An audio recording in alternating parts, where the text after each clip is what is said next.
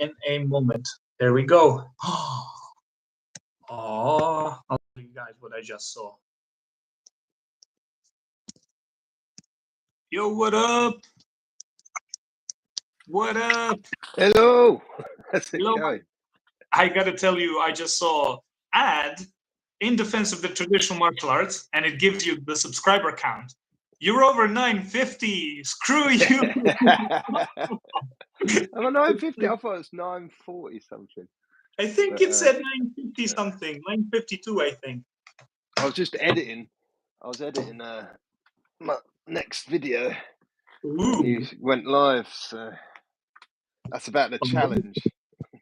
So I'm making you procrastinate, so that's cool. Yeah, that's where we're at. Oh man, I really wanted to do that chess stream, but holy fuck, that didn't work out. Oh, I'm quite glad. I'm not a fan of watching chess. What's the point? It's the most boring thing to watch, but it's super fun to play. Ooh. Yeah, I'm still not. Are Yeah. you changing your camera? I think I can change. Does it change? Yeah, I gotta set it up because I'm charging my phone, so I have to balance it like a weirdo. But can I just say, midstream? Yeah, I disagree a little bit about Wing Chun not being able to be used on its own. All right. I think Wing Chun is a perfectly capable martial art.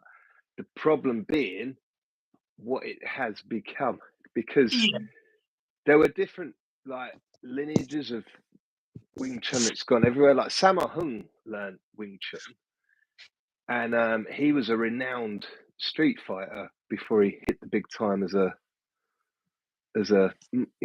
actor, and it was Wing Chun that was his base like fighting system. And I just think it's the way it's trained. When everything comes from the Chi Sao, obviously you're not going to be able to use it. But if you're sparring and you're using all of the range of techniques, it's like any other martial art, basically.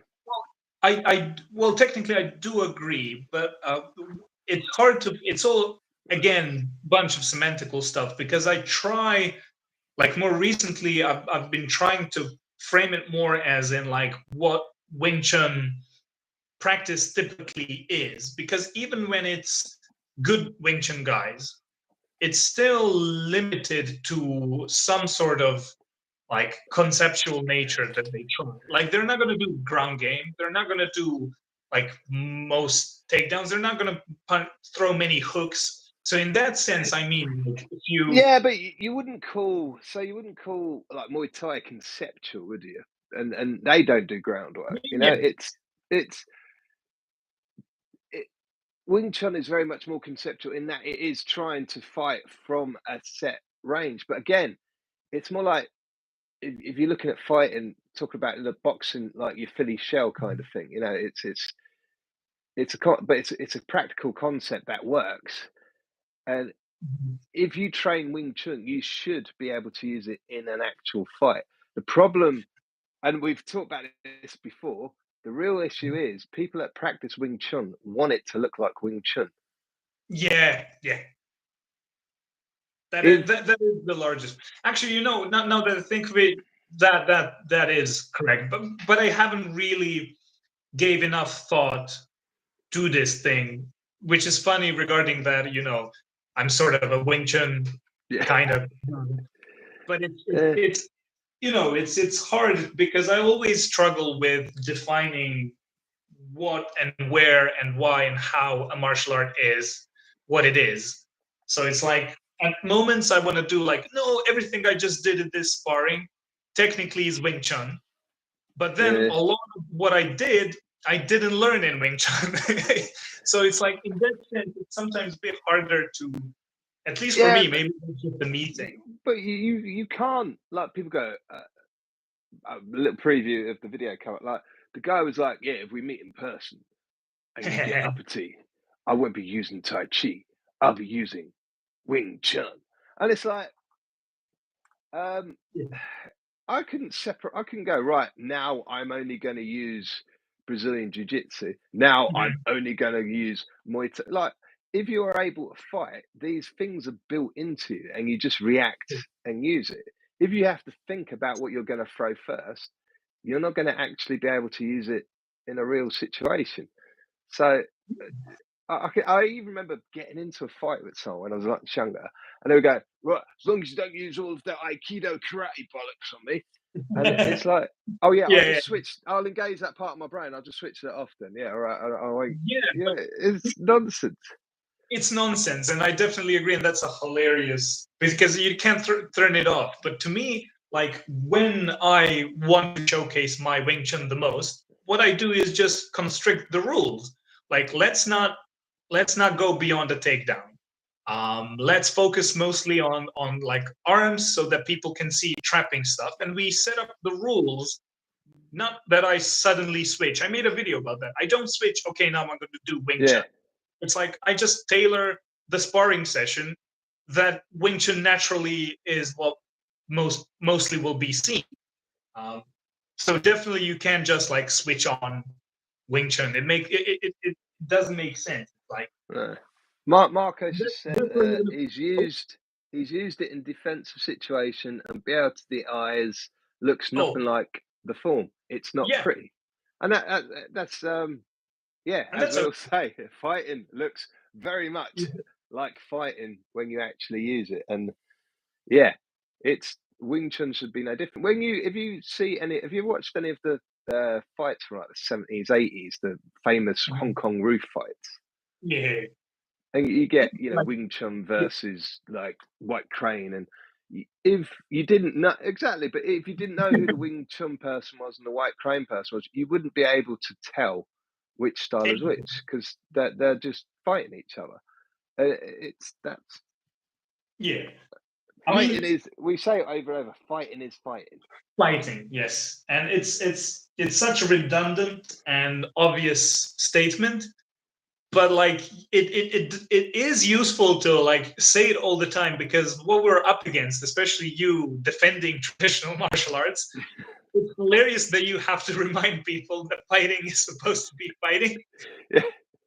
but it's such an obvious statement. I And you always know what? get, yeah. Oh yeah, yeah. You No, you go, can go, you go, continue. you go. What you say? Well, I was going to say I'm also editing. Well, I'm not technically editing right now. I'm painting, but I'm Yeah. in the process of editing a video, and it's because Jerry, like Fight Commentary Breakdowns, just released 2 Wing Chun videos. Maybe you've seen them. And anyways, it was Yeah. just 2 Wing Chun like videos where Wing Chun guys did awesome, Yeah. and it pissed me off because I made that short about like as soon as a weird martial art wins, it's not that martial art anymore. Like so many comments were like, "Well, the guy did good, but that's not Wing Chun." Fuck But you! yeah, And I get it as well though. When people have seen my fights, it's like, but that's not Tai Chi. yeah, That's not Tai Chi, and but it is. No, but that's you just tell me what's that's just kickboxing. It's like what? So there's a kick and punches. So next. yeah, yeah, it is kickboxing, but it's Tai Chi that I'm doing. That's like my core striking art that I learned. And they will become Wing Chun / Tai Chi experts when they want to point out that it's not Wing Chun or Yeah. it's not Tai Chi. It's like fuck off. Well, again, that's the worst part of it for me. The worst part is that the people that are defending like Wing Chun and Tai Chi and all the rest of it, as soon as you point out and go, look, this is what no, that's not real. They're the Yeah, worst ones. That's not real. That don't look like that. That's not how Tai Chi would look. It's all right. Well, show me a video yeah. of an actual fight that shows how it should look. It's insane. And Yeah. you know, Do we? like Hang the on, we got a thing with comment. We got a oh, comment. Do we remember Fight Quest? I do remember oh, Fight Quest. yeah. And what What was Human Weapon and Fight Quest? Rogan hates Wing Chun. I don't think Rogan does hate Wing Chun. He switched a bit. I think Rogan he hates bullshit. Well, that's not true. Yeah. He loves bullshit when it suits him. But in terms of martial art, in terms of the in terms of what he actually understands, which is fighting, I'm not a very big fan of Rogan, but Yeah. in terms of what he knows fighting, and he really doesn't like people coming on and like, oh, in the streets, Wing Chun would, I'd poke his eyes out and hit him in the nuts, and that's what Rogan's not a fan of. But if I'm sure, like anything, if he saw somebody training in a realistic way, he'd be just as much of a fan as anyone else. Yeah. And I think the thing is, like, that's the thing. Like, when you try and tell people, no, Tai Chi or Wing Chun, no, it's real, it's a real martial art, this and that, they often do point to, like, well, then why don't these guys accept it? But they're not the experts there. Like, I'm sorry. Like, Joe Rogan is an awesome fighter, BJJ black belt, Taekwondo, all that stuff. Like, obviously an icon in the MMA UFC world. That doesn't give him any credentials on Wing Chun at all. Nah, yeah. And it's really the problem of all these, like, dumb, non-sparring idiots that get destroyed that are Wing Chun guys. That's who the problem here is. So it's natural that he will not know what real Wing Chun is and will only see Bullshido masters get, like, destroyed and then think that that's Wing Chun. So yeah, it doesn't. The fact that Joe Rogan says it sucks doesn't mean it's right, and especially since he did change. When he had Robert Downey Jr. on the podcast, he said that it's actually misunderstood and like underrated art form, but it just felt like he was, like, he has Robert Downey as a guest, so he can't put I can't rubbish it because Robert Downey Jr. has invested a lot of time in it. Yeah, so it's like Joe Rogan basically Chi Sao guys. Yeah, I mean that is the problem. Like, Wing Chun people have invested so much time in promoting the Chi Sao aspect of it that is all that is now, like, accepted as Wing Chun. And it's like, no, as you pointed out in that previous, John Jones uses that kick. I mean, that kick is in, like, a lot of other systems as well, but that kick, you wouldn't be able to use that kick properly if you're in like touching range. Like, you're not going to be able to use that oblique kick properly. That oblique kick comes from just before you've hit that range. And there was an argument I was having with someone the other day about Wing Chun, because again, well, I put up in the Far Gym project a video and I said, like, this is what will always happen when you take someone that spars against, and instantly you've got all of these Wing Chun people being really defensive about it. And it's like, not once have I said Wing Chun isn't effective. What I've said is, if you don't spar, and there's one guy going, but it's unfair because he's against a boxer, and you're like, well, why? It's like, well, because it's different distances, and you're like, but Wing Chun is supposed to be a close distance fighting system. Yeah, but he's keeping it at distance, though. That boxer keeping it at distance. Like, but it's up to you to bridge the move into your preferred distance. Like, when I fight, I try to keep the person as far away as possible. Yeah, you're linking. But that's me. That's on me to do that, and he has to close the distance. Now, yeah, with this guy, but Wing Chun doesn't have those skills. And you're like, well, then it's pointless. And then people go, you're calling Wing Chun pointless. I'm like, no, I'm not. I'm calling his argument pointless. Why do they always cell phone? It's incredible, actually. Jesus Christ. Let me show you what I'm working on, since I don't want to feel like... that's cool. Yeah, for anybody that knows Filthy Frank YouTube channel, that's Pink Guy. Right. This was my daughter made me this. Well, my youngest. Wonderful. My eldest daughter made me this. Look. Oh, that's awesome! Fuck yeah. Way better than this fucking moron. Funnel fight to your strengths. Exactly. Like, you fight to your strength. Like, for years, because Tai Chi is all about touch. Well, again, I think that's false, but we'll go with it. Like, Tai Chi is all about listening and touch and feeling. I would spar. Even when I fought, I wouldn't kick high because, Tai Chi shouldn't be about kicking high and all that sort of rubbish that I listened to. And Yeah. it made me a much worse fighter. When I There you go. then was like, but I've got a really long reach, like why am I not using my reach? And when I really sat down and thought about it, it's like Tai Chi isn't about touch. Like it's Yeah. about the sensitivity training in that moment of time when you are touching someone. But Tai Chi is about distance, it's about controlling distance. The amount of exercises, footwork, drills, and everything else about keeping the distance from the person or closing the distance when you need to close that distance. It's like Tai Chi, as Dan Doherty pointed out over and over again, the techniques came before the form. Yes. Come on. And it's people try to stick so closely to their idea of the style. It's like, no, like I fight how I fight using the Tai Chi principles that I learned all of those years ago. And it's again one of the more, well, it's less obvious than fighting should look like fighting, but it's like an undeniable fact. Like animals fight. They don't have any concepts of martial arts. They have no clue about recording how things go, but they fight. And And they use techniques. yes, and they are fucking good at it. It's just humans, us, we like to figure shit out. So we figure it out by writing, naming, Yeah. and yeah. And so fighting If all we these. got rid of all martial arts training, if we got rid of all knowledge of martial arts and gave it, like the next generation, like 10 years of just fighting out between them, they would come up Mhm. with the same movements Yep.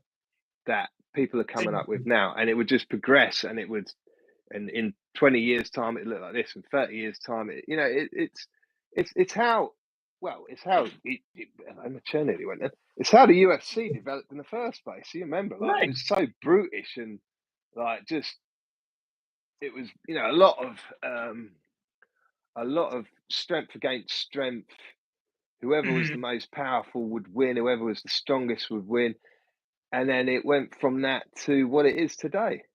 Yeah. By incorporating different techniques, true mixed martial arts, like how Jeet Kune Do was supposed to be, which is adapt what's Yeah. useful, discard what's not. And I think Bruce Lee would far more enjoy MMA these days than he would what he Then sees in JKD. Jeet Kune Do. Absolutely. I think that has to be right. Yeah. Like from everything that we do know about what he liked and what he tried to do with JKD and whatever, that seems like the only logical assumption that we can make.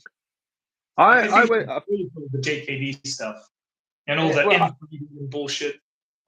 also, I went to, I think I said this before, I went to a seminar with one of Bruce Lee's original students. Ooh, I And don't. Ooh, okay. yeah, and he, Larry Hartzell, his name was, and he was one of the few guys that went out and actually fought against people. He competed like kickboxing, wrestling, all that sort of stuff. And he openly said like he hated the way Jeet Kune Do had gone to where he wasn't considered real Jeet Kune Do. Oh wow. Like people are like, no, that's not real Jeet Kune Do. And in the seminar, he was teaching the trapping stuff, all the Chi Sao stuff. And he's like, Mhm. I don't even like this. He's like, I teach it because people want to see it because it's the original Jeet Kune Do, Bruce Lee written down stuff. That's why I do Yeah. it. He's like, but I don't think it's that useful. I don't think you're going to get a lot out of it for how much time you need to put into it. Yeah. And that's from his, like I think second generation of students that he had. Mhm. So he got it from the horse's mouth, but people act like they know what Bruce Lee wanted or what he would have done had he have not died so early on. I Look, mean, Bear's got a crazy jiu-jitsu game. what? Bear's got a crazy jiu-jitsu Yeah, game. We were talking about animals fighting. that's true. And you know what? Craziest thing about the whole JKD stuff, they literally turned it into what he wanted it not to be. Yeah, because a he was traditional martial art fix. Yeah, right. So that's unfortunate. Do we have other comments? I don't want to ignore. Oh, hi. What's today's discussion? We are open to talk about anything you want to talk about. If you've got suggestions, let's hear it. Anything goes. Vale Yeah. tudo. Anything, yeah. Headbutts, oil checks. Have we got any suggestions, or am I going to keep on just rabbiting nonsense? Since I'm being a bit of a knucklehead and just doing this, I'm just taking the lead. Come over to my channel. What Tom I really loves is me getting more subscribers than him. So if you wouldn't mind subscribing to my channel and unsubscribing to screw you. Catch wrestling. Yeah. Well, catch wrestling. Yeah. Catch wrestling is really interesting because there was this school of thought, obviously, at the very first UFC, in the very first few events after that, where it was believed, jiu-jitsu rules all. And obviously, Sukabura come around and went, screw that. And there still is this kind of difference of opinion, like jiu-jitsu, bread and butter jiu-jitsu, Brazilian jiu-jitsu is position before submission. Yeah. It's securing the position, making sure you're safe, making sure you're in a position to get the person and they can't really get at you, which I think from a self-defense point of view is by far the best attitude to take. Catch wrestling is screw all that. I'm going to attack. And each attack is going to set up another attack. And that's what I love. Eric Paulson allegedly was banned from LAFC since I think it was because he was used to doing that kind of stuff. I think what I got told, don't know how true it is that they thought Ken Shamrock was just a professional wrestler. They didn't realize he'd actually competed in like that kind of pancreas sort of stuff that was going on in Japan at the time. Oh wow. Didn't know that. Yeah, so they thought, oh, he ain't gonna have a clue, and then obviously he did have a clue, and he was the biggest risk to Royce. Sukabura, yeah, I mean,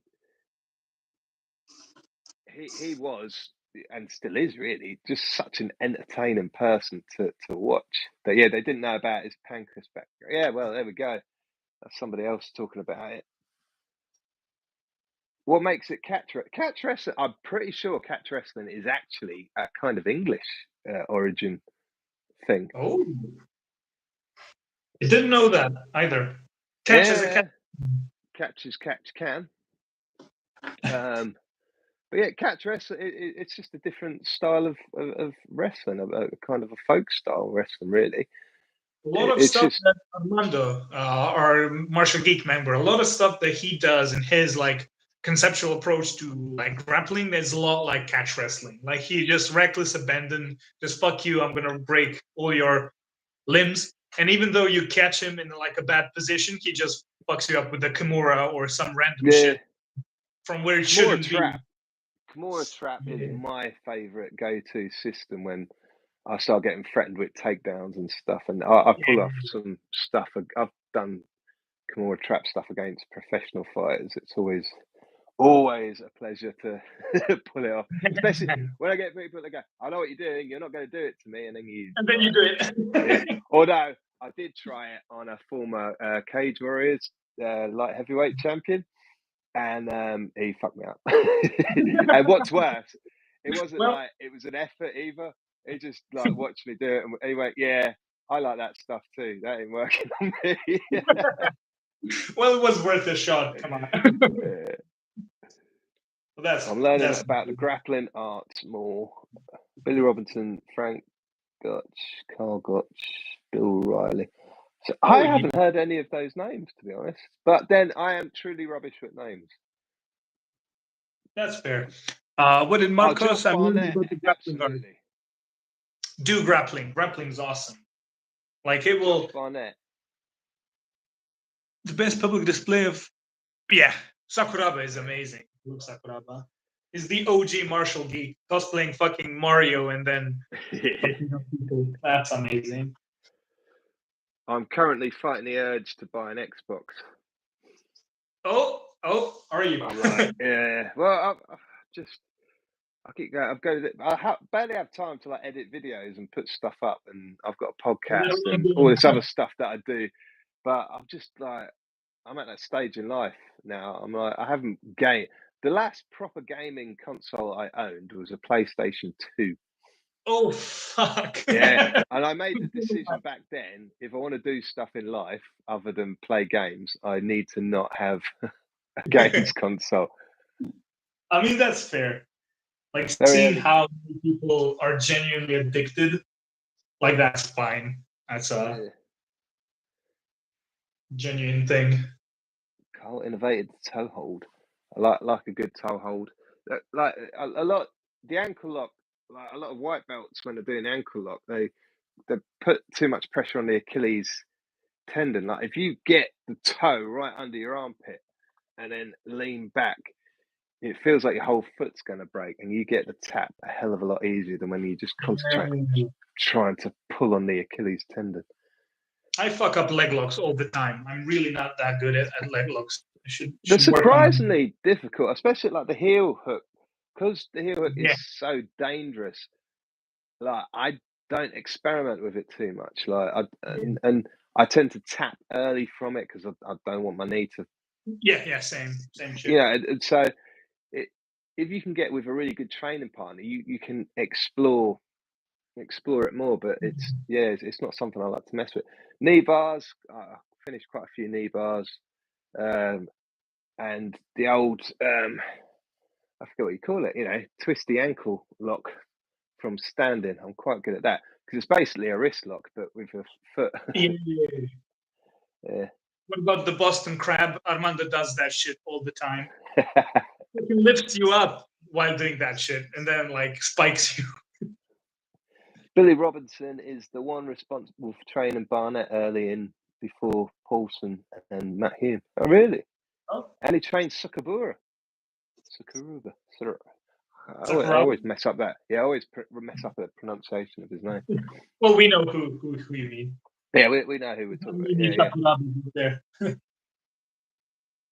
Yeah, a lot of early sort of fighters sort of flitted between actual real fighting and like show sort of pro wrestling.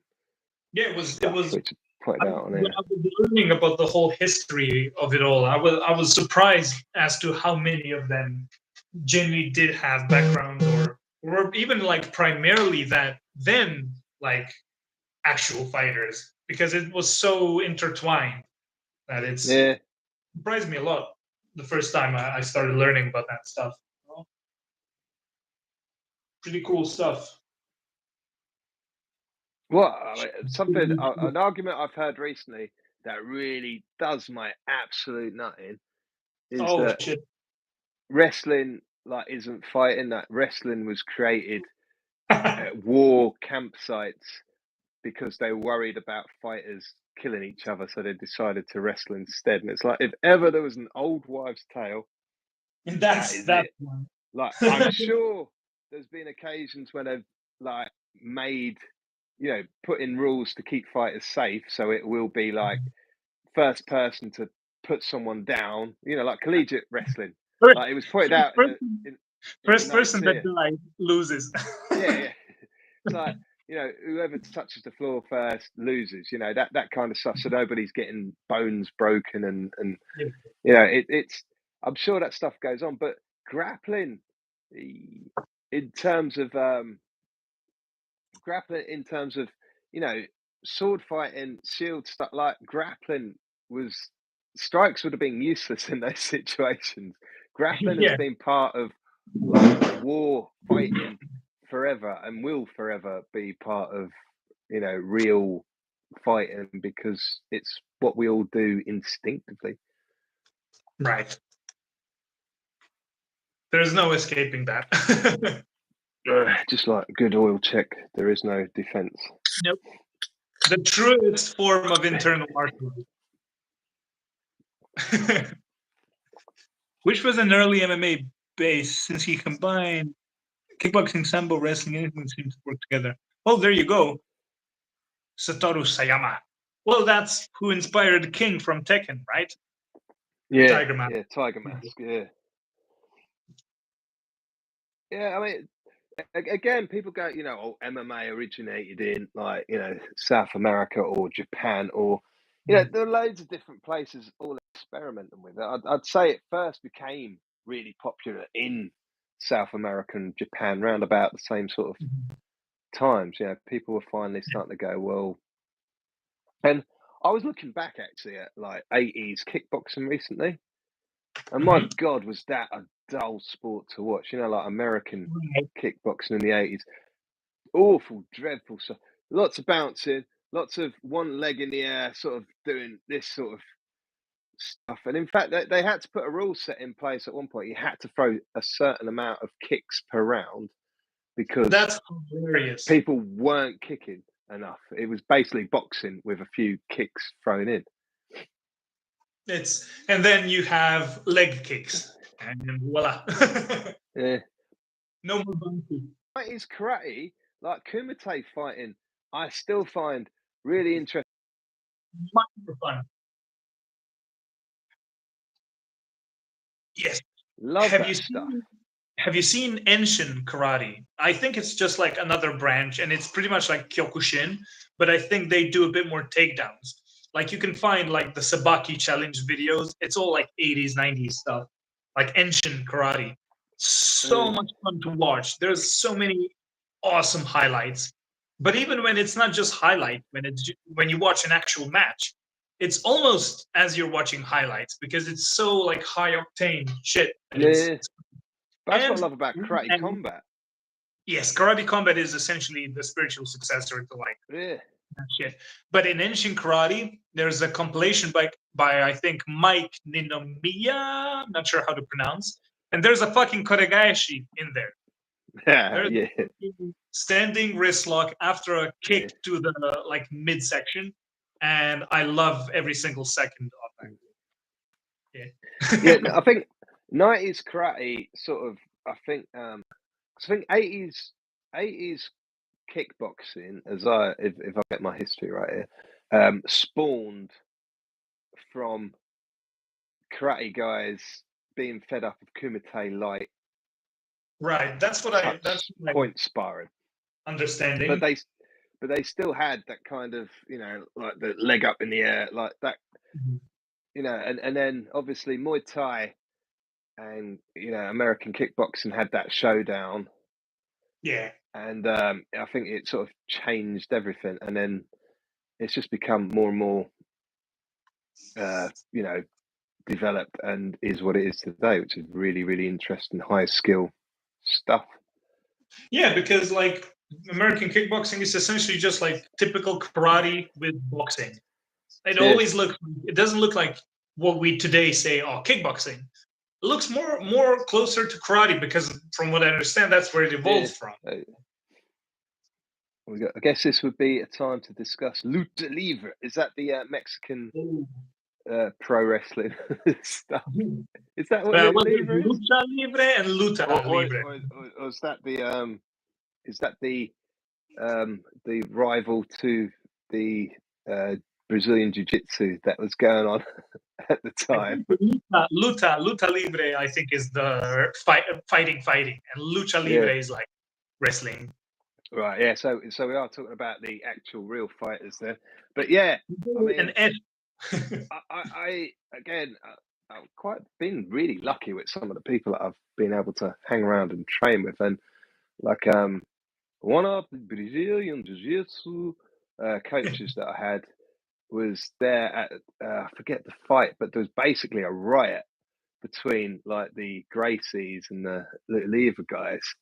And I think someone even died that night or got shot or something. And he was there and he was like telling us all about it. It was a mental time to be alive, I think. That's actually crazy. Yeah. Fuck. Well, to how violent martial arts are, hearing about a death like that it's not good.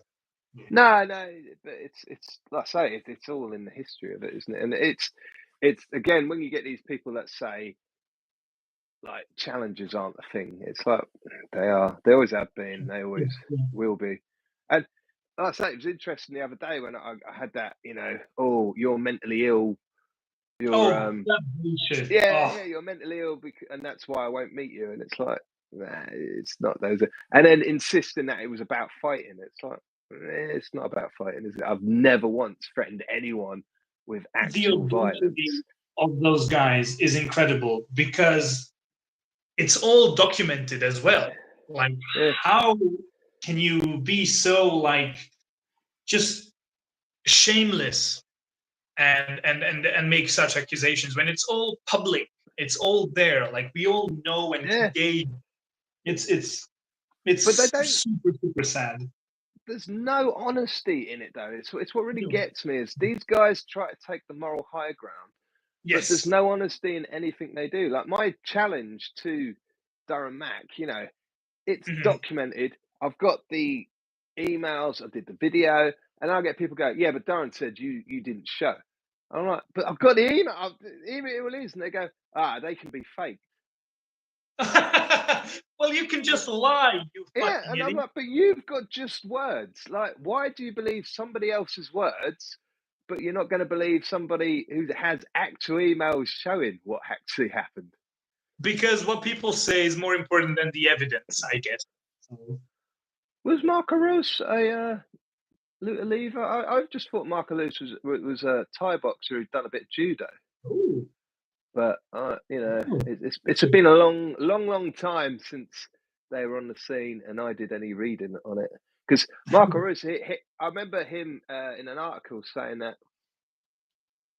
when the Gracies were going around doing all of their challenge sort of matches, and like there was an instant at one of the gyms he was training in, and they really didn't expect the fact that he could keep it standing because he'd done Oh, quite a bit of judo, and oh, whoa, yeah, and that was when he got into the mixed martial arts world and that's did cool. very well in early UFC stuff. It It's cracks me funny up. watching it. Yeah, you continue. I was gonna say like watching him fight because back then, obviously, he was tiny compared to a lot of the people he was fighting against. It's mental to think that weight divisions weren't a thing for a long while. That's crazy. But I was just gonna quickly say, like, it's funny that whenever I'm facing with like new BJJ guys that I don't know or whatever, even the guys that I do know and train with, like I always just stand up and I'm like, well, if you stand up, jujitsu doesn't work. And then I'm being a smartass about that, like how you're not supposed to like engage on the bottom, you can just stand up. And then I Yeah. completely fuck it up in every single MMA fight that I've had. Well, that's what I'm saying. It's supposed to be the other way around. Like in jiu-jitsu matches, guard Yeah, like pullers win more fights. Guard yeah. pullers win more fights than people that don't. In Yeah. MMA, the last place you want to be is on your back. Yeah, like that's the time to not accept the position. Who's your Well, favorite? Who's a well, favorite mean, fighter? Or you know, I'm an idiot, so what can you do? Do we UFC have fight? Who's your favorite UFC fighter, past or present or both? your So line?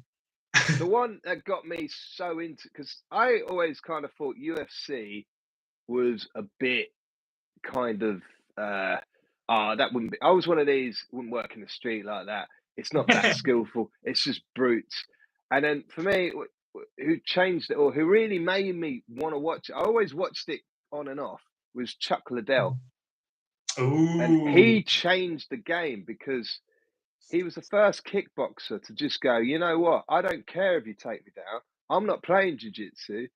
I am going to wall walk back to my feet and carry on striking. He literally changed the UFC game by doing that. that is Um, true. What a fucking legend, though. yeah. And then obviously Nate Diaz, just simply for the fact that he is, the love of my life. Now he is. He's just a badass. He does. He is a fighter. Like he will fight anyone because he won't take it. He won't even care if he gets the crap kicked out of him. He will just he is a fighter, a true fighter, and I just Yeah. love that attitude. And I think I really did fall in love with him when like leading up to the Conor McGregor fight. You know, like when he was Ooh. trying all of the head games, and it just didn't Ooh. work. You know, and that was like my daughter take because I don't usually celebrate stuff, and we had a jiu-jitsu tournament to get to that the following, on the Sunday. I'd recorded it. I'd fast forwarded through it because I knew if I went to the jiu-jitsu tournament, someone would spoil it for me. So Right. I got all the way through, and this is at 5 o'clock in the morning because we've got to leave for this tournament. And I'm watching, and when he tapped out McGregor, it's like a football celebration. I am running around the living room, arms up in the air, whooping, and yeah. That was me. That was me last weekend at the BMF title fight.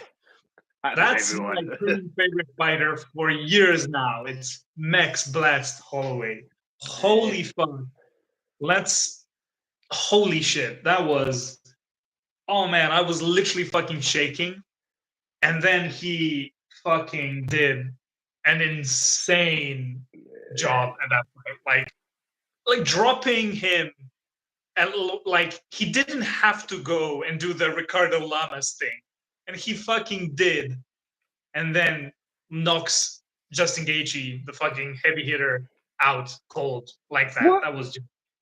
What really makes me laugh, because I've always been a Max Holloway fan, like big time. Like I would definitely put him in my top 5 all-time favorite, and probably top 5 all-time best as well. Because like when people, it really amazes me because he went on this huge like win streak. He won the title against Jose Aldo, like beat him twice. Yep. Went on to beat everybody in the division. Lost to Volk, arguably won in the second fight. I think he won the second fight. Yeah, but I am biased. But I think he won it. But regardless, lost the third fight. So that's 3 losses in a row. Yeah, sometimes people are just like your bogeyman. Like whatever it is about Volk, just Max can't beat him. But he's beat everybody else. And yet he gets a lot of disrespect just for the fact that Volk beat him 3 times. It's like... So he lost to one of the best that's ever been 3 times, but has beaten every other person. And you know what the craziest thing that people totally forget when they talk about UFC? If I'm not cutting you off, if that's okay, just to shoot it in. The craziest thing is, like, these are such high elite fighters. People don't realize if you manage to get to the UFC, you're already an insane level. Then you like being close to the like number 1 ranks, it's even higher. Being a champion, holy fuck. And then being this great, like Max and Volk are, you have to realize that those are minute, slight things that we're considering, especially since it's like it's all on a certain day with a certain story behind it, certain stuff. Like you can't make an average and really see who's truly better, because it's not possible humanly. You can't make like a statistical thing from like watching them fight 100 times and then who wins out of 100 fights. You can't do that. So like people forget that these are tiny little differences, like the discrepancy of skill. The higher you go in the elite level, the differences are going to be smaller. So the disrespect is insane. So and Mighty Mouse, of course, is one of the best, if not the best fighter, pound for pound. Yeah, ever lived. Yeah. Also disrespected. I'd still say it's John Jones, to be fair, but if I went best fighter that's ever been, I'd say John Jones, without doubt. Right? If that's what you say, who is the best? Then I'd say John Jones. Like Demetrius Johnson probably as well. But in terms of entertainment, who I like, who I want to see fight, who I like talking, then it's like Nate Diaz, and it was Chuck Liddell back in the day when he was knocking everyone out. Before the cocaine took his chin away. I mean, like for me, it's been like Max Holloway, Tony Ferguson, Anderson Silva. It's that Tony Ferguson again, another one like tragic. I loved watching Right him here, fight so much. And right here. he is the style of fighter that I want to be. You know, like Yeah, when I spar, it is Tony Ferguson all yeah. of the way. And to see what he became is just like it's tragic, breaks my heart, you know, like, and it is, I think it is like the CTE that got to him, you know. I think he Yeah. is a bit nuts. Okay, TCW, that's totally a fair comment, if you ask me. I think But still, steroids I don't agree with because it goes on everywhere. I don't think he's that steroided up that it made too much of a difference. mhm, Obviously, it's more prevalent with him with the testing and that because of who he is and how many times he gets tested. There's a yeah. story about how he hid under the Yeah. cage, yeah, for 18 hours or something to get away from a drug tester because it was a bad part of his cycle and that. But that's a game they all play, and I don't think I don't think you can say that that's the reason he's as good as he is. Eye pokes again. I think I it's something mean, that's really highlighted with him. Everyone was doing it at the time, still happens now. A lot of people were saying that's why Max Holloway won because there's two eye pokes. I don't think that's true. Uh, it's because he broke his fucking nose. yeah.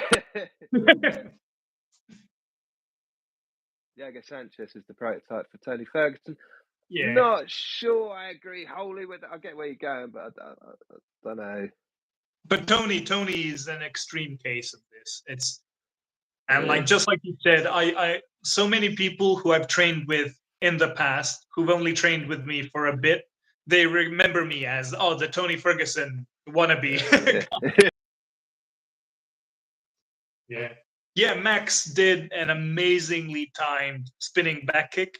Like from out of nowhere. It was like movie shit because like you Out of could see, nowhere. yeah, like fucking Gaethje went like flying back because it was so well placed. But the thing, it wasn't going forward, it came up and he was ducking down and Gaethje got it right on the nose. But the thing is, again, what people forget is Max Holloway was already pulling away in that fight without Yeah, any of that, without the kick, without the eye pokes. He was he was already in winning. total control, and I That have no doubt makes it whatsoever that it so would have much carried on that way for the whole crazy that fight. he went to throw down. It makes it so much more crazy, and it's such a risk. Like, or when Well, they started doing that, I thought this is it. He's gonna get clipped, and I was like, yeah. please no. And of course, he didn't. Well, it's just like movies. You know, it is a movie. You could write a movie. You wouldn't. It would. A movie scene wouldn't be that good, that dramatic, that catchy. You Right? know, it's better It's than the better, movie. It's what it is. better than It's the movie. what you would want if you were writing a movie, and people would say that's not believable, and it happened. Right? It's crazy, and everybody doubted him. Like I was super nervous, but I was telling everybody like just wait. Like imagine like Max knocks him out, and there was like no way, no chance. And to be fair, like he didn't have to knock him out, but he fucking did so. Crazy. We're talking about you know, the how similar in style Sanchez and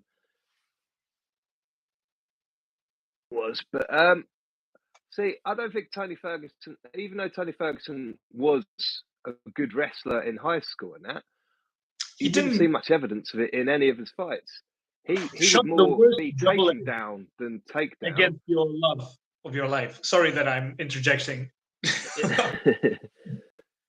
But yeah, it's. I think this. I think Sanchez was more kind of orthodox striker.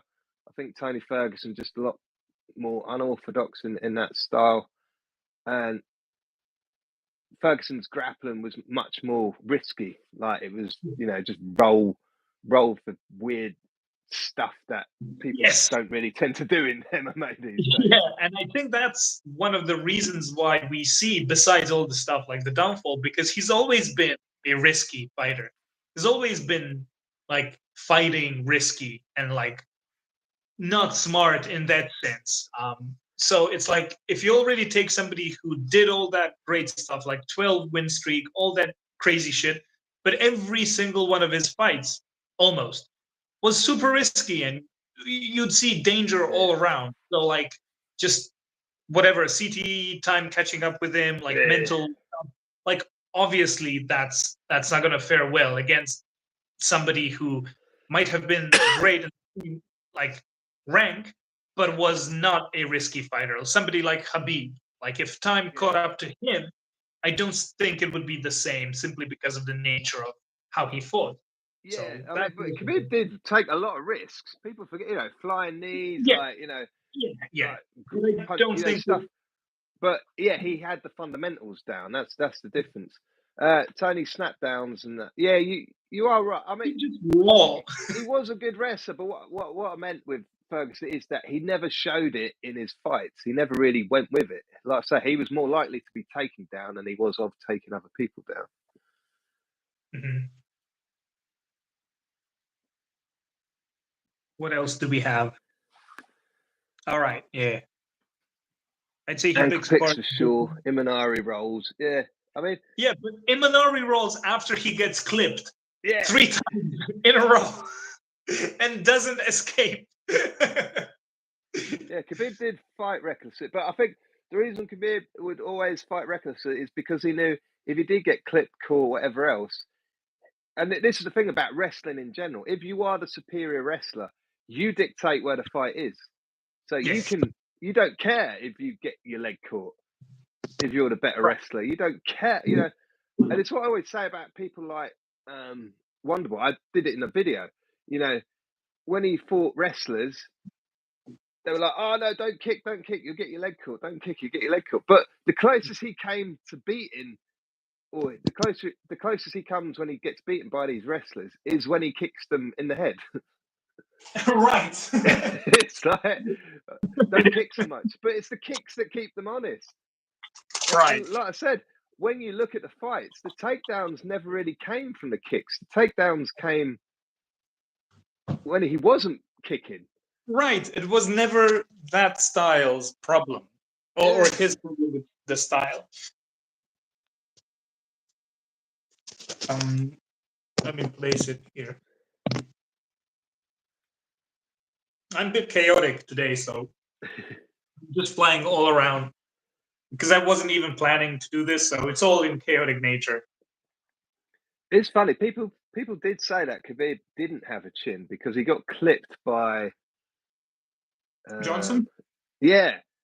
And you're like, most people would have been slept by that. Like, honestly, like, what, you went a bit for a second. Yeah, you take a bloody hit from Johnson and see how you are.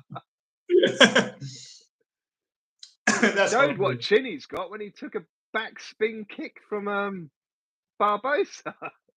It's not and really just made two. him. It just all right.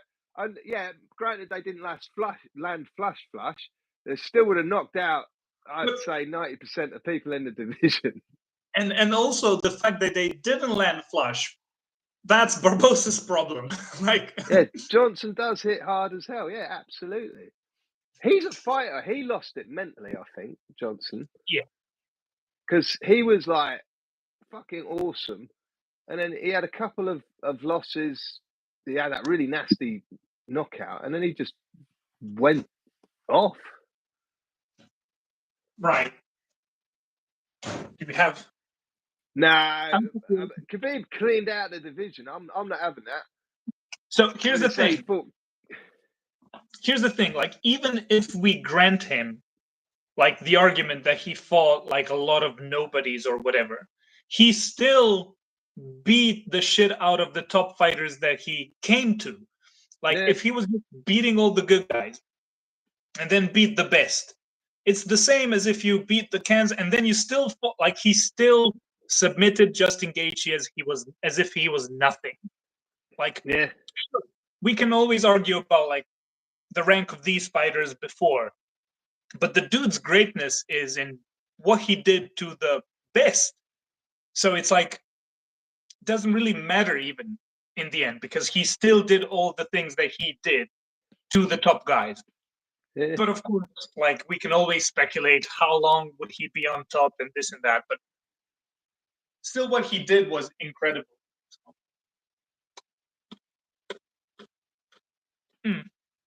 Well, makes sense. He beat good people on his way up in the UFC as well. But yeah, I mean, But he's right. Like, he did fight a bunch of people who, like, maybe, yeah.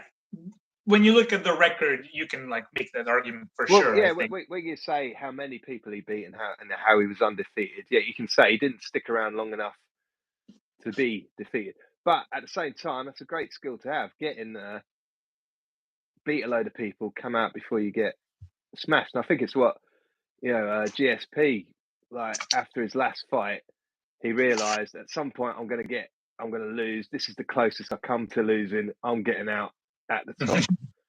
And you've got people like Tony Ferguson now. It's just a crying shame because he's got nothing else he can do. So what choice has he got? He's going to end up another BJ Penn. What choice has he got just to keep going until they finally cut him? It's so sad because a lot of fighters figure out what they want to do later on. Not Tony. Yeah, but even if you don't, you make your money, you make your investments, you get out. But I obviously don't know his finances, but I don't think he had enough top fights to have made himself independently wealthy. That's the problem. What do you guys think about Islam? Islam is the man. Like, anyone who's got their doubts about him, I'm like, why? How? It's crazy because I don't get the disrespect that Islam gets. Like, I can understand, like, what Marcus was saying about, like, the record of Khabib. That is, like, we can always talk about that, but, like, you can't take away the man's greatness. And then you look at Islam.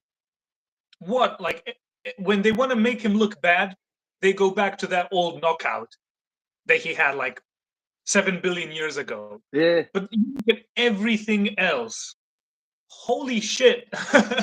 Like, what bad can you say? I don't get it.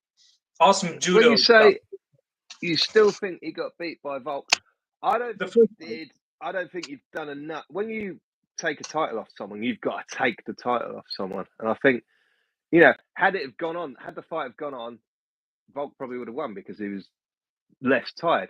But it's a 5-round fight, and if you've exactly. Yeah, if you left any gas in the tank after 5 rounds, that's your own fault. You should be exhausted. You shouldn't be able to put anything else into it unless you've dominated that fight.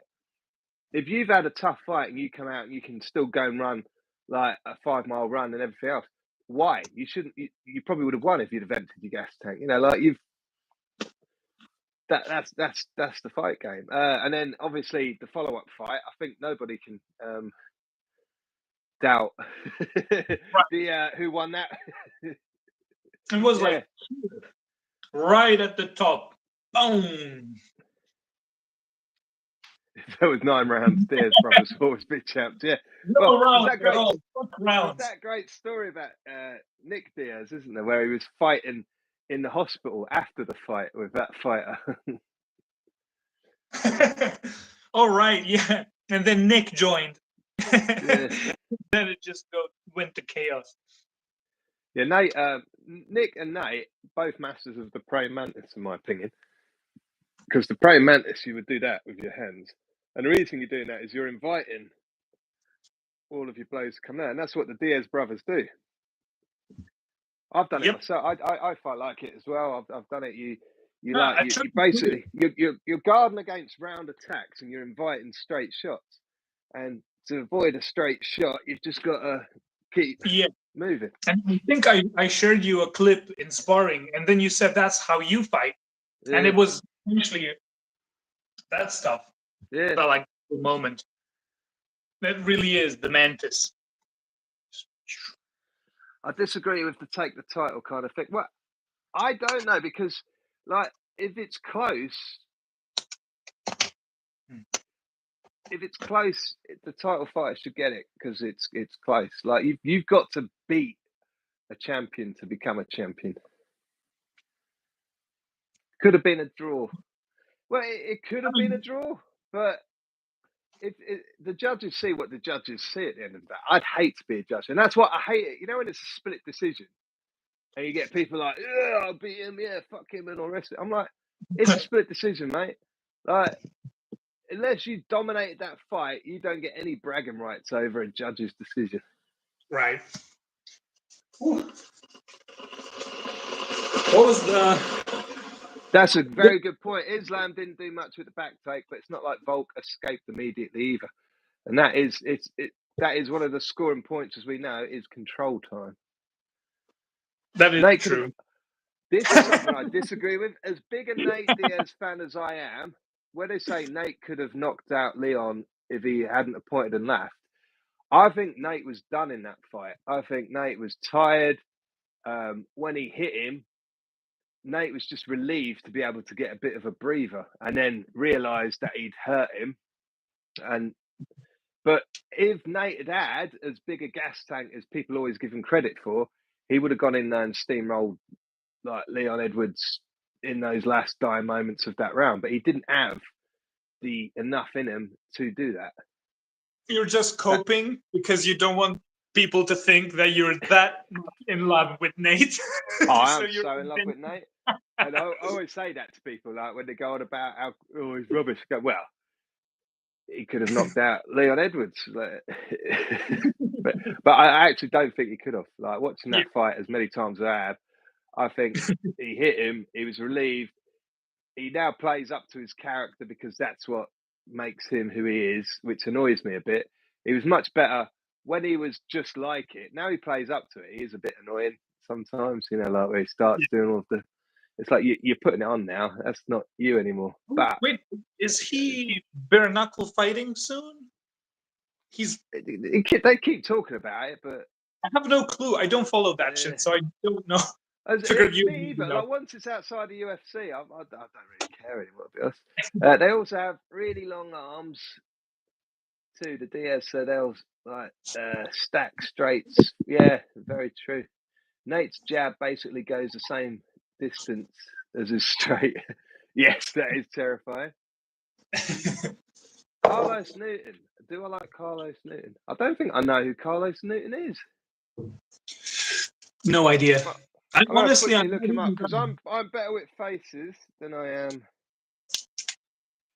I'm not even that big of a UFC like person in terms of knowledge. I do follow it like closely enough, but I'm not like the hugest, and not even with the history of it. I'm not like the best, so I don't. Carlos the Ronan Newton.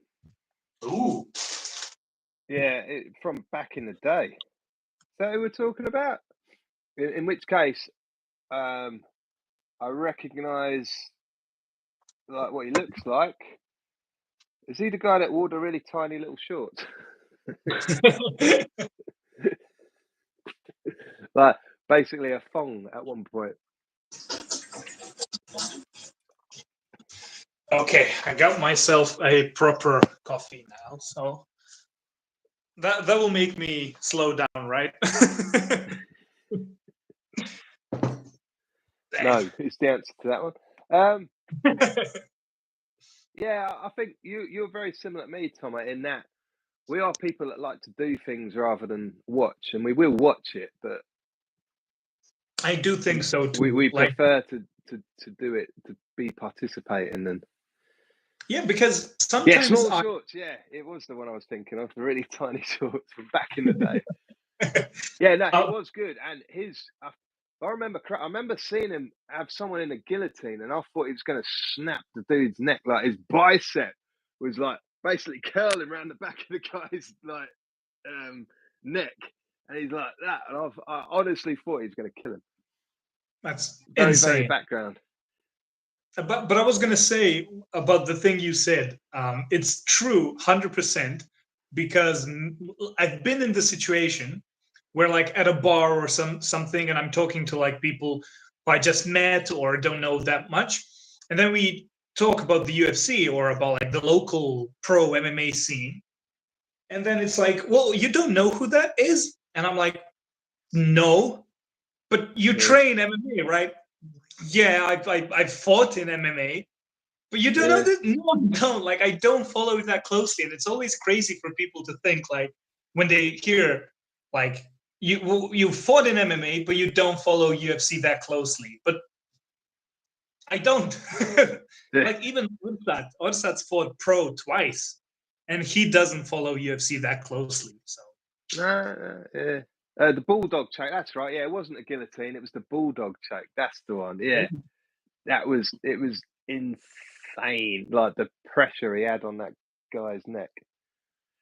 But yeah, you're right. Like I think there's some people that love that fight and love both. They love the iconography of the UFC. They love the history of it, and they know every last little bit. And they also fight. And you get people that just watch and they know everything.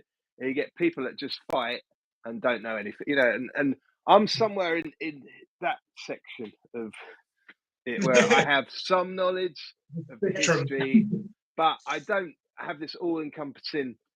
You know, like I used to train with someone who he commentates for Cage Warriors, and he commentates. He actually he commentates with for Karate Combat.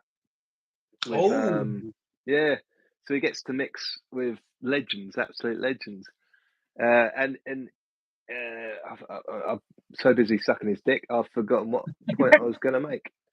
But what was it he said? What were we just talking about? It's totally gone because I was like, yes, I know this guy. I started thinking, about the whole watching the UFC, not fighting. Yeah, that's it. And you'd name a fighter, and he'll go, when he was in like this division, like he beat 3 people in some random like organization that you'll never have heard of, but because it was his job, because he was a commentator, he would know the backstories of everyone and their records and who they fought and proper like real knowledge of it all. And now he's doing Karate Combat despite the fact that his striking sucks. Sorry, Josh.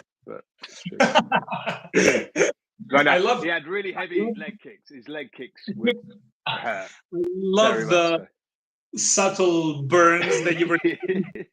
Like, he ain't ever watching this. He's too popular. Like, you only thing you did good is kicks. That's about it. Like everything else. I was with Andre today, right? We went to Costa Coffee. I had my Biscoff cheesecake sitting there, and he mentioned that, and I was like, "Fuck you!" I was like, I got out the video I made where I have the slow motion jab to that guy's chin, and I was like, "See," and he's like, "Yeah, I did that. Yeah, all right, yeah." But you've got such long arms. That's why I'm like, "Don't matter about long arms. I can still hit. I can still punch." I'm the reason you've got good punches. Don't forget it. It's like, you couldn't punch it all before you come to me. That's hilarious. I'm a big grappling guy, so I end up with just a ton of knowledge on guys. Well, that makes sense as well.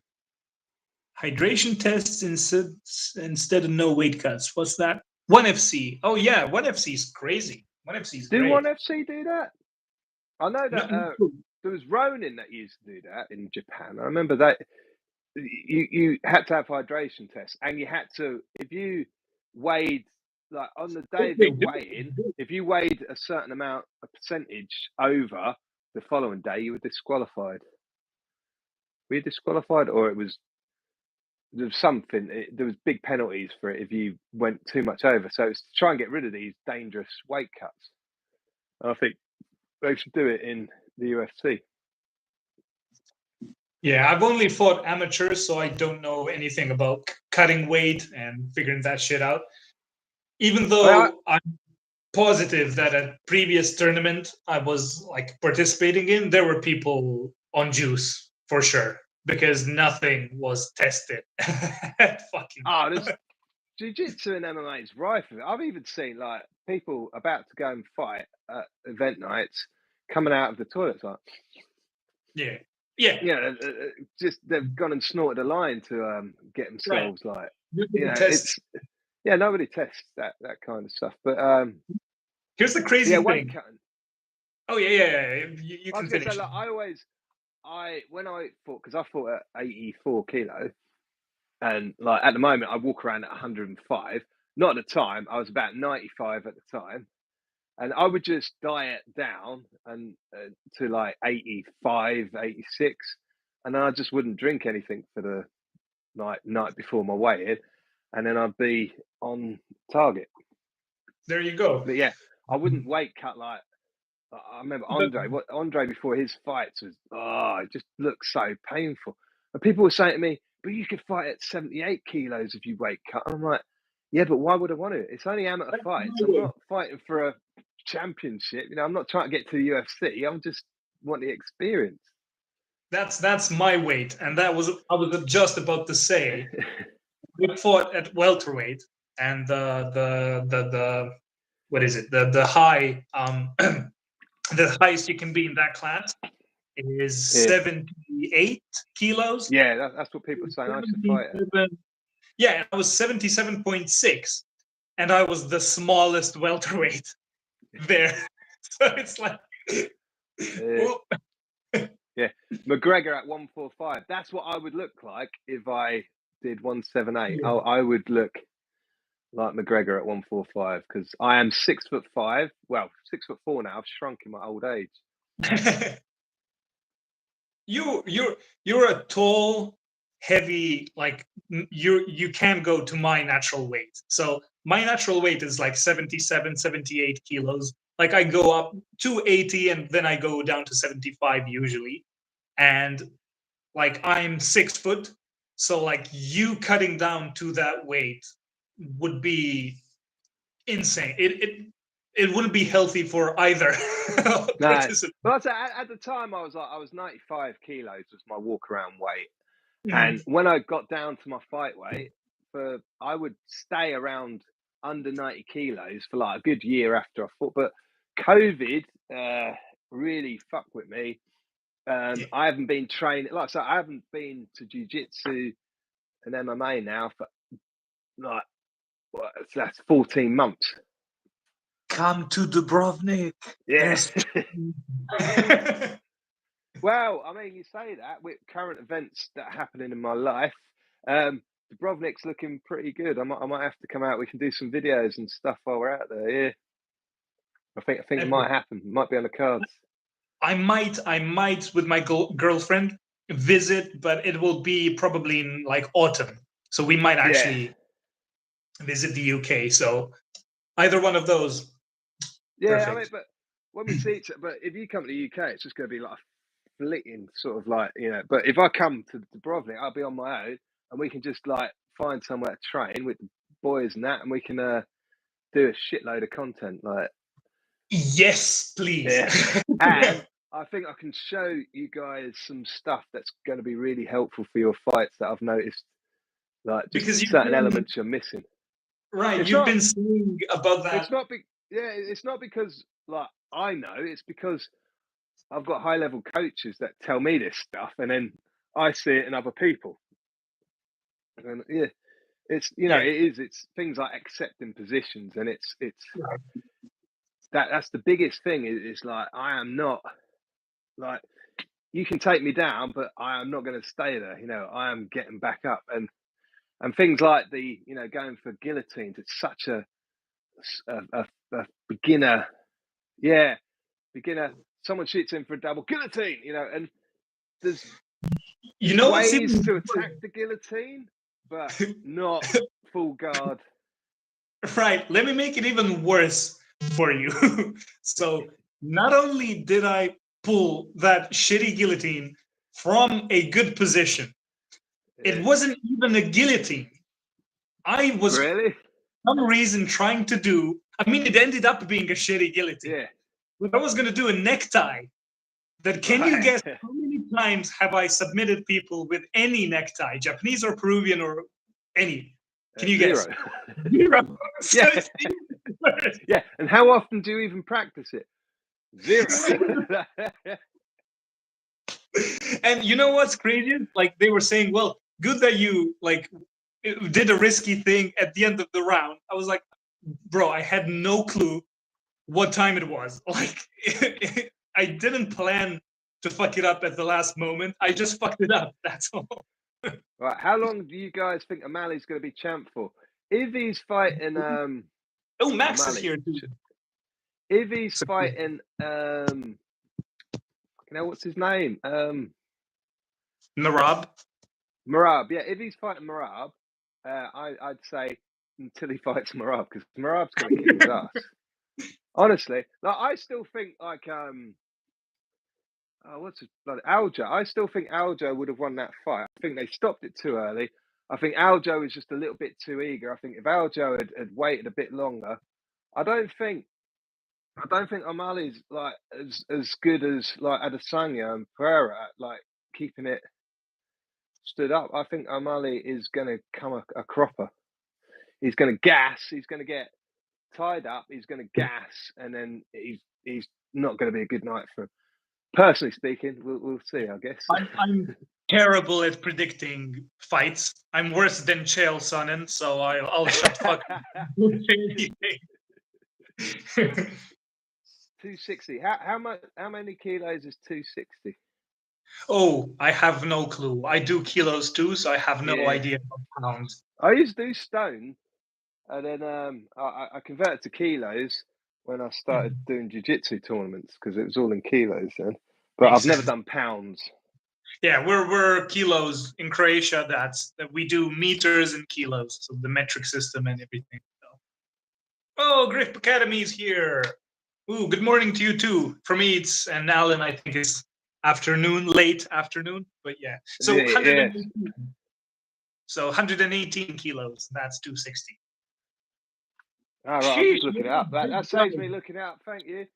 118. Yeah. So I say I'm 105. Right, that was the last time I weighed myself, which is probably about 2 months ago. So it's possibly gone up since then, because I am not going to the gym at all at the moment. I pulled my back a while ago, right? And honestly, I'm 45 years old now, right? In the past, I would have pulled my back out a few days, gone right back. Right now, it's like 2 weeks later, and I go and do stuff, and I'm like, oh no, it still hurts, I can't do it. And me being the idiot that I am, I don't go, oh, you know what? Why don't we just go and do some exercises that aren't going to strain your back? I was like, no, it's squats or nothing. You know, so yeah, bit of an idiot. I want to compete BJJ at less than ultra heavyweight. I don't know. What was it? The last time I competed was at blue belt, and there was no one in my weight category, because I was like medium heavy. Is it like medium heavy, or I forget what they call it in jiu-jitsu. I think it is medium heavy, and there's no one in my category, so I had to fight ultra heavy. And Tell that to Nate because Diaz. yeah, thanks. Looking good for 45. It's the facial hair. If this facial hair goes, you'll see all the wrinkles. But Cover it up. blue belt. Yeah, so I entered blue belt, and I had my way. Like, I totally smashed the competition until I got to the final. And this guy, I was doing really good until he passed my guard and lay on me, and I was just done. And I spent the whole match, because I went to pull guard.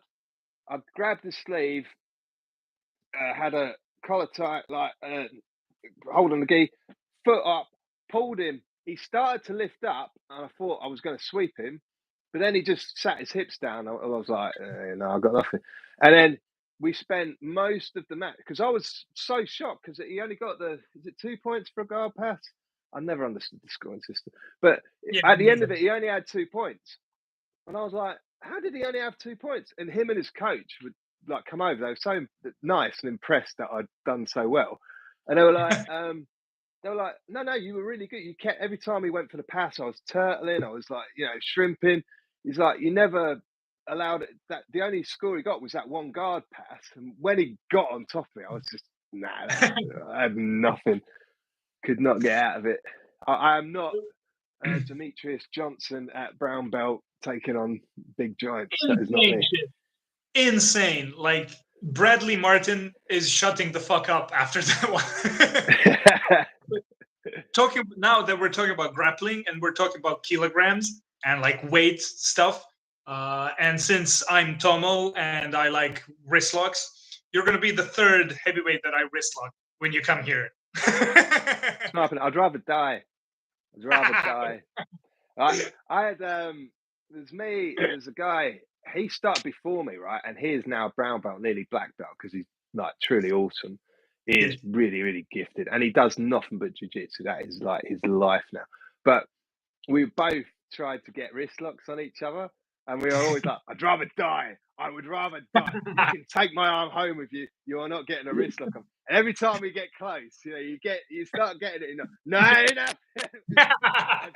Honest to God, the panic that comes in when that wrist lock nearly goes on, it's something else. I have been submitted by a wrist lock, but that was by our head instructor, Wilson Jr., and he is a beast. He tapped me to like just side control once because I've like had a couple of broken ribs, and he like leant on me, and I was like, "They are gonna go again." I just tapped. He's like, "What you doing? Why are you tapping to that?" I'm like, you know, I'm tapping to that, Wilson. Don't even try and go there. Fuck. Big guy, big guy. The craziest finish like that I saw in person was when we were in Bucharest when Orsat was fighting. Like, was it 2 years now? Holy fuck, been a while. Yeah. And we stayed at the event. We could watch the whole thing. We were like part of the event. Yeah. And the craziest like super heavyweight like Romanian fighter Sandu Lungu he's also like you can see him, spot him. He was like a referee at those slapping championship things, not power slap, but the Romanian ones. But he's like a massive guy, and he just did like the quickest, simplest single leg against the cage, and then just finished the Kimura like it was nothing. But he's so huge, I can't even imagine the force that you can make from a. Well, I got tapped because usually, like when people try and do wrist locks that way, like you can push it as hard as you want. I'm never tapping to that ever, right? But Wilson, he trapped my hand because I got a gi grab. He trapped my hand. And he just leant it forward, and there was so much pressure. I was like, within seconds, tapping out.